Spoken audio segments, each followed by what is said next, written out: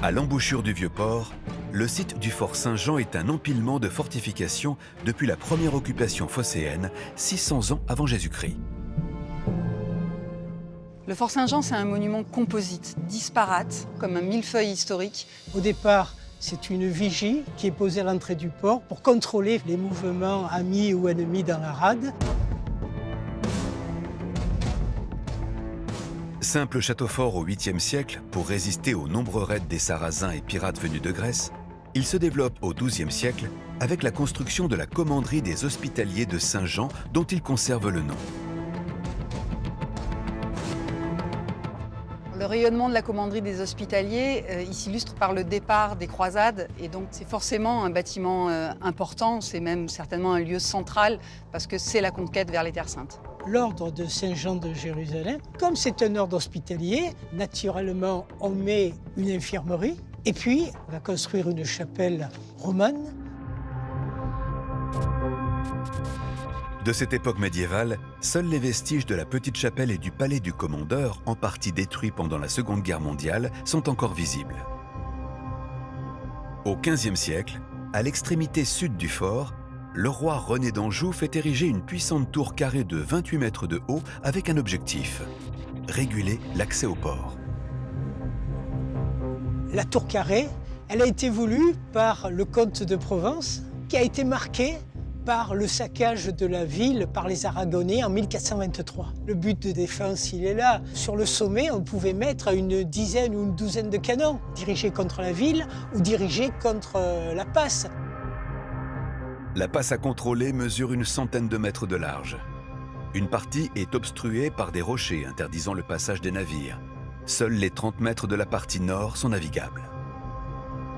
Cette tour va servir à accueillir une chaîne qui se développe entre le côté nord, c'est-à-dire le fort Saint-Jean, et puis le côté sud, qui à l'époque s'appelait la Tête de Mort. Mais la difficulté de tendre une chaîne de cette dimension met les ingénieurs à l'épreuve. La chaîne du port était constituée de plusieurs parties qui s'appuyaient sur des fûts de maçonnerie, des ensembles de bois qui étaient enfoncés dans l'eau. Et la partie qui était mobile s'appuyait, elle, sur une embarcation ouvrant ou enfermant la partie qui était au nord, celle au sud restant fixe.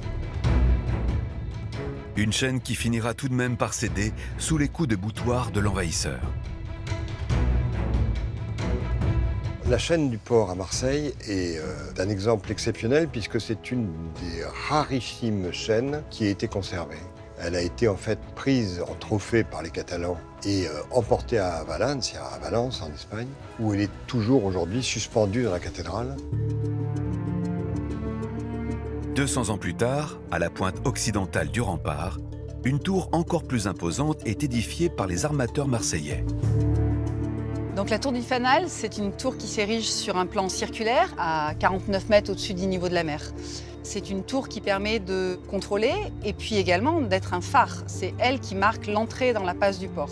Il y a des marques de fer qui montrent que l'on pouvait à son sommet accrocher des fagots de bois, ce qu'on appelait à l'époque en Provence des fascines, et la nuit, si besoin, mettre le feu, diriger les navires qui voulaient rentrer au port. Donc, elle avait été construite uniquement dans ce rôle de vigie. Mais cette forteresse massive à l'aspect redoutable, c'est sous le règne de Louis XIV qu'elle prend la forme qu'on lui connaît aujourd'hui. Au milieu du XVIIe siècle, Marseille traverse une période de troubles et d'agitation. Après plus d'une dizaine d'années de rébellion contre le pouvoir royal, une révolte populaire éclate. C'est une révolte de Marseille qui va molester les représentants du roi dans la ville, qui va empêcher la présence des troupes et qui va créer une situation insurrectionnelle dans la période de la Fronde. Marseille a osé se rebeller et puis, ne l'oublions pas, c'est le premier port de France. Donc, il ne peut laisser la sédition s'installer là. En mars 1660, pour mater la révolte, Louis XIV, appuyé par une armée de 6000 hommes, entre dans Marseille. Cette fois, le jeune roi n'entend pas laisser la situation impunie.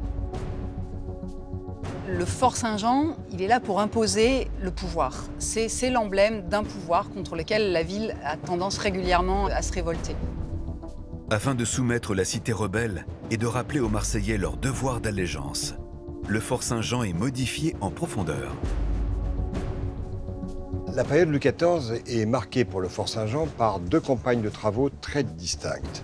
On a le chevalier de Clerville qui va construire les bâtiments intérieurs, la galerie des officiers et puis toute l'enveloppe avec les deux demi-bastions qui regardent vers l'église Saint-Laurent. Puis dans un second temps, Vauban, après la mort de Clerville, va reprendre le projet et va créer donc toute la batterie basse pour des tirs à couler au ras de l'eau.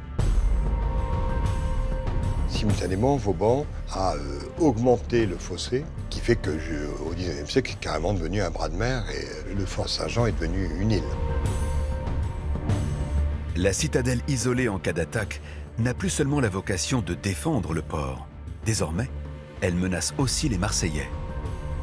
On voit nettement ce côté d'un fort tourné vers la ville, qui est renforcé par la vision des canons surélevés à une quarantaine de mètres de hauteur, qui sont contre la vieille ville. Mais Louis XIV ne s'arrête pas là. Sur la rive sud du port, il fait édifier une autre citadelle tout aussi impressionnante. Le fort Saint-Nicolas. Le fort Saint-Nicolas, il a été occupé par les militaires pendant 350 ans et c'est une mémoire de toute l'évolution de l'armement et de l'histoire militaire. C'est un fort qui était d'abord là pour regarder la ville en face. C'était vraiment une situation en balcon très agressive pour étaler ses canons face à la ville. Le fort Saint-Nicolas se présente sous la forme d'un carré posé sur un pentagone, prolongé par une queue d'aronde. Il mesure 52 000 mètres carrés, soit 7 fois la taille du stade Vélodrome. C'est un fort extrêmement massif. Il est construit sur un socle rocheux de 50 mètres de haut par rapport à la ville. Il était fait pour tenir des années s'il était assiégé. Donc l'architecture est extrêmement solide. Elle doit résister aux canons et permettre d'être autonome et de protéger tout un espace de vie. Le chantier titanesque, réalisé par le célèbre ingénieur militaire Louis-Nicolas de Clerville, est mené à terme en seulement 4 ans. Un exploit. C'est un chantier qui a des gros moyens pour marquer les esprits. On est vraiment au début de la période de gloire de Louis XIV. Marseille est une ville difficile, donc il fallait certainement qu'il aille vite pour ne pas avoir de rébellion pendant le chantier. Donc en 4 ans, on construit un ouvrage en pierre de taille, complètement, qui nécessitait quelques ouvrages très bien finis. Et c'est extraordinaire, c'est extrêmement rapide. Le chantier commence à un rythme effréné, avec les pierres des anciens remparts de Marseille. Puis, avec le calcaire rose de la carrière de la Couronne, située à quelques kilomètres de là. Donc le chevalier de Clerville va utiliser la pierre de la Couronne pour une première raison, c'est la carrière locale.